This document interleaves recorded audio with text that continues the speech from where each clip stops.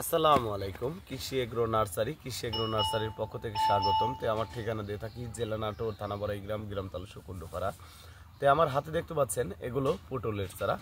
পটলের চারা রোপণ করার উপযুক্ত সময় এখন। আর এখন পটলের চারা রোপণ করলে আপনারা 2 মাসের ভিতরেই গাছে পটল ধরাইতে পারবেন, অর্থাৎ এই চারাগুলির বয়স অটোমেটিকলি 2 মাস হয়ে গেছে। আর 1 মাস পর থেকে ফুল আসবে। 2 মাসের ভিতরেই বাজারজাত করতে পারবেন।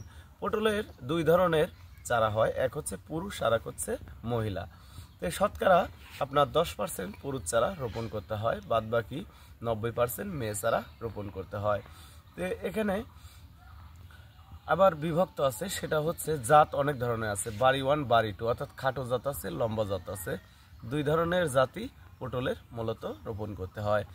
আমরা সম্পূর্ণই আলাদা আলাদা করেছি, শতকরা 10% পুরুষ চারা দিয়ে দেই চিহ্নিত করে। আর 1 বিঘা জমি অর্থাৎ 33% জমি পটলের চারা রোপণ করলে দেখা যায় 600 পিস চারা রোপণ করতে হবে। আর আমাদের এই পটলটা রোপণ করলে দেখা যাবে প্রতি সপ্তাহে 15 মণ 16 মণ পটলের চারা উৎপাদন করতে পারবেন। ভিউয়ার্স, আমরা বাংলাদেশের প্রতিটি জেলায় সুন্দরবন কুরিয়ার সার্ভিসের মাধ্যমে চারাগুলি পাঠাচ্ছি। আপনারা নিতে চাইলে অবশ্যই যোগাযোগ করবেন।